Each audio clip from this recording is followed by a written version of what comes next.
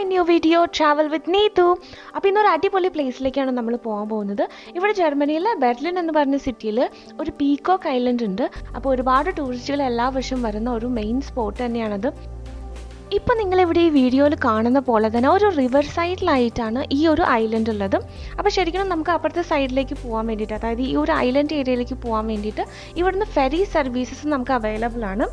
ഇവിടെ നിന്ന് കഴിഞ്ഞാൽ നല്ല അടിപൊളി വ്യൂ പോയിന്റ് ആണ് കേട്ടോ. നമുക്ക് ഈ ഒരു ലേക്കിൻ്റെ ഒരു വൈഡ് റേഞ്ച് വ്യൂ തന്നെ കിട്ടും. ശരിക്കും ഈ ഒരു നേച്ചർ ബ്യൂട്ടി എൻജോയ് ചെയ്യാൻ പറ്റിയൊരു ഏരിയ ആണിത്.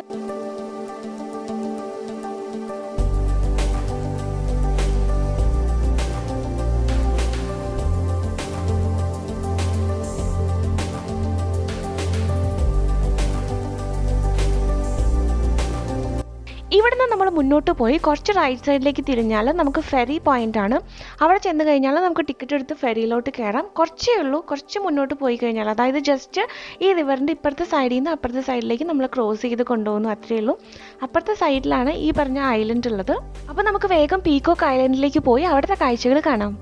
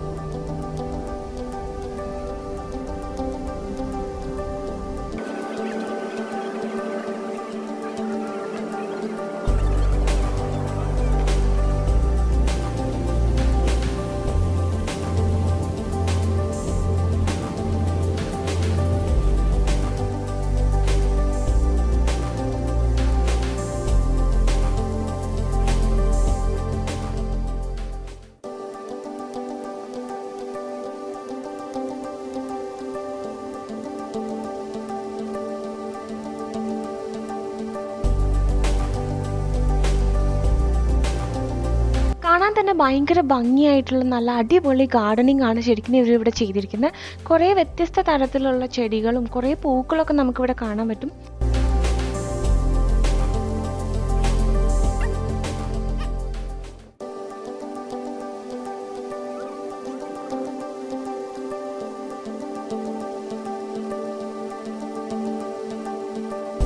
ഈ ഒരു പീകോക്ക് ഐലൻഡിലെ ഈ ഒരു പാർക്ക് ഏരിയ എന്ന് പറയുന്നത് വളരെ വലുതാണ്.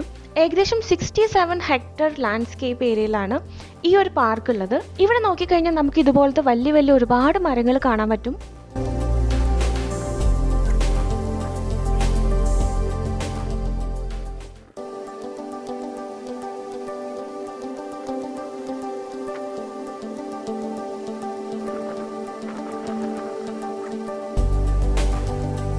ഏകദേശം 400 അബവ് ഓക്ക് ട്രീസ് ആണ് നമുക്കിവിടെ കാണാൻ പറ്റുക. അതുപോലെ തന്നെ ബെർലിനിലെ ബിഗ്ഗസ്റ്റ് ആയിട്ടുള്ള റോസ് ഗാർഡനും ഈ ഒരു ഐലൻഡിലാണ് ഉള്ളത്.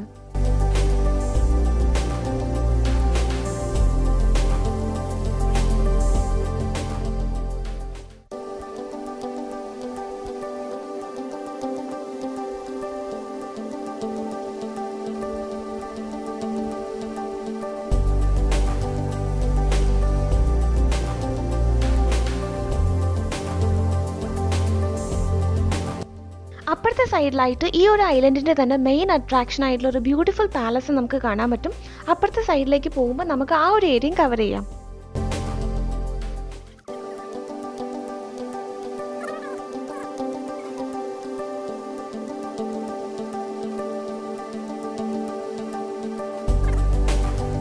നമുക്ക് കുറേ ഫോട്ടോസും വീഡിയോസൊക്കെ എടുക്കാൻ ഏറ്റവും നല്ല സീനറി ഉള്ള പ്ലേസ് ഇത് തന്നെയാണെന്ന് പറയാം നമുക്ക് വേണമെങ്കിൽ.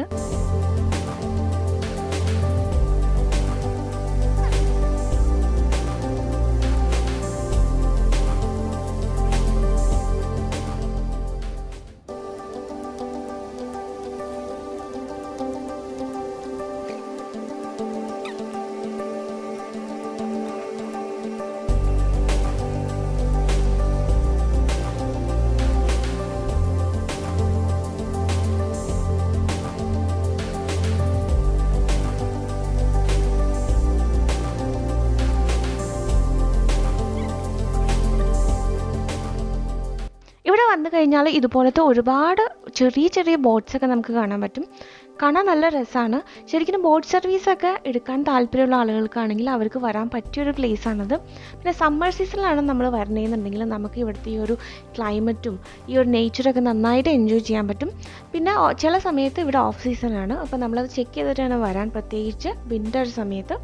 അപ്പോൾ സമ്മറിലാണ് ഇവിടെ വന്ന് ഏറ്റവും നന്നായിട്ട് എൻജോയ് ചെയ്യാൻ പറ്റുക നമുക്ക്. ഇനി നമുക്ക് അപ്പുറത്തെ സൈഡിലേക്ക് പോയിട്ട് ഗാർഡൻ ഏരിയയിൽ കുറച്ച് കാഴ്ചകളൂടെ കാണാം. ഈ ഒരു ഐലൻഡ് ഭയങ്കര വലുതായതുകൊണ്ട് തന്നെ നമുക്ക് ഏകദേശം ഒരു 1 ഡേ ഇവിടെ കറങ്ങിയടിച്ച് നടന്ന് കാണാനുള്ള കാഴ്ചകളുണ്ട്.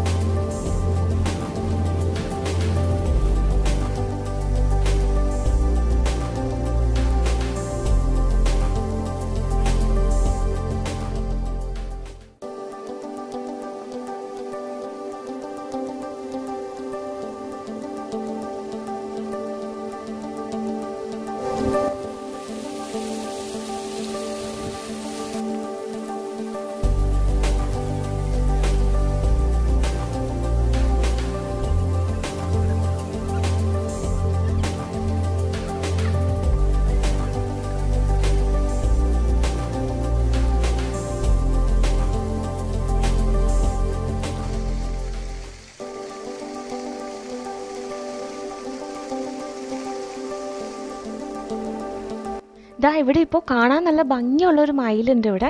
ഇപ്പോൾ തന്നെ എല്ലാവർക്കും മനസ്സിലായിട്ടുണ്ടാവുമല്ലോ അല്ലേ എങ്ങനെയാണ് പീക്കോക്ക് ഐലൻഡ് എന്ന് ഈ ഒരു പ്ലേസിൻ്റെ പേര് വന്നതെന്ന്.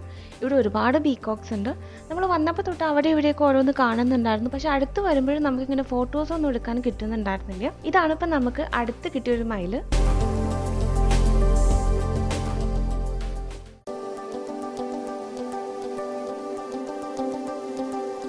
ശരിക്കും നമ്മൾ ഇങ്ങനത്തെ ഒരു പ്ലേസിലേക്കൊക്കെ വരുമ്പോൾ നമ്മൾ ഒറ്റയ്ക്ക് വന്നാൽ ശരിക്കും നമുക്ക് ബോറടിക്കും. കാരണം അത്രയും വലിയൊരു ഏരിയ ഉണ്ട്. അപ്പോൾ നമ്മൾ കുറച്ച് ഫ്രണ്ട്സൊക്കെ ആയിട്ട് വരികയാണെന്നുണ്ടെങ്കിൽ നമുക്ക് കുറേ നേരം ഇവിടെ വന്നിരിക്കാനും ടൈം സ്പെൻഡ് ചെയ്യാനും പ്ലേസസൊക്കെ എക്സ്പ്ലോർ ചെയ്യാനും പറ്റിയ ഒരു സ്ഥലമാണിത്.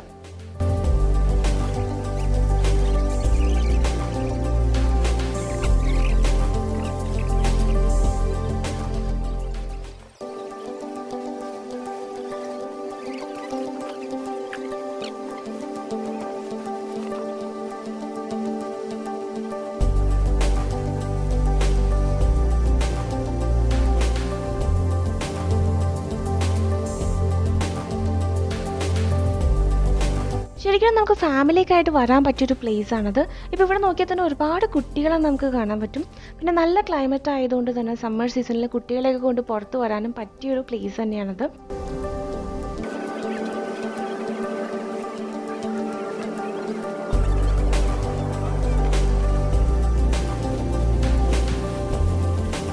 അപ്പോൾ ഇവിടെ നിന്ന് നമ്മൾ മുന്നോട്ട് പോയി കഴിഞ്ഞാൽ നമുക്ക് ഇവിടെ കാണുന്ന ഈ ബ്യൂട്ടിഫുൾ ആയിട്ടുള്ള ഒരു പാലസ് കാണാൻ പറ്റും.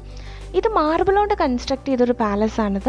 അതാണ് ഈ ഒരു പാലസിൻ്റെ പ്രത്യേകത എന്ന് പറയുന്നത്. അതുപോലെ 1787 തൊട്ടിട്ട് 1794 വരെയാണ് ഈ ഒരു പാലസ് കൺസ്ട്രക്ട് ചെയ്യാൻ ഇവർ എടുത്ത സമയം എന്ന് പറയുന്നത്. ഏകദേശം 200 വർഷത്തിനധികം പഴക്കമുണ്ട് ഈ ഒരു പാലസിന്. ഈ ഒരു പാലസിൻ്റെ ഇവിടുത്തെ കൺസ്ട്രക്ഷന് ശേഷമാണ് ഇതിന് ചുറ്റും ഇത്രയും ബ്യൂട്ടിഫുൾ ആയിട്ടുള്ള ഒരു ഗാർഡനും പാർക്കും ഒക്കെ ഇവിടുത്തെ അന്നത്തെ കിങ് കൺസ്ട്രക്ട് ചെയ്തത്.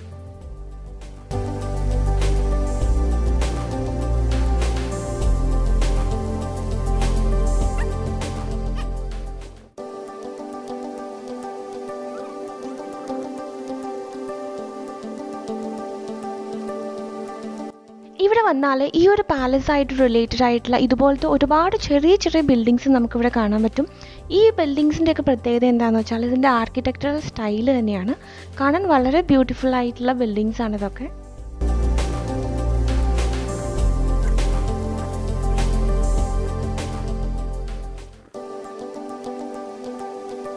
ഇനി ഈ പ്ലേസിൻ്റെ ഒരു സ്പെഷ്യാലിറ്റി എന്താണെന്ന് വെച്ചാൽ നേച്ചർ കൺസർവേഷൻ ഏരിയാസിൻ്റെ ഭാഗമായിട്ട് 1924 തൊട്ടിട്ട് യുനെസ്കോയുടെ വേൾഡ് ഹെറിറ്റേജ് സൈറ്റ്സിൽ ഒരു പ്ലേസ് ആണിത്.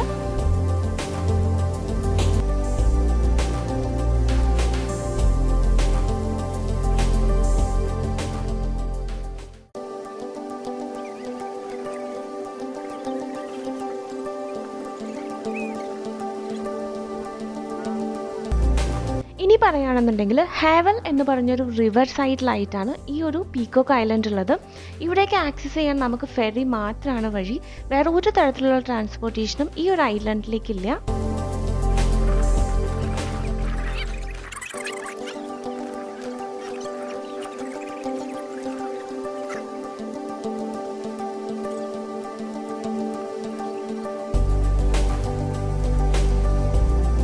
നേച്ചർ ബ്യൂട്ടി ശരിക്കും എൻജോയ് ചെയ്യാൻ പറ്റിയൊരു പ്ലേസ് തന്നെയാണത്.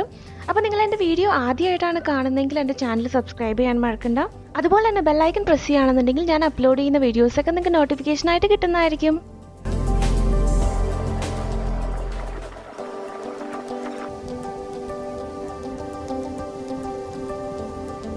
അപ്പോൾ ഇനി നമ്മൾ ഈ പീക്കോക്ക് ഐലൻഡിലെ കാഴ്ചകളൊക്കെ കണ്ട് ഇവിടേക്ക് വന്ന ഫെറിയിൽ തന്നെ തിരിച്ചു പോവാണ്.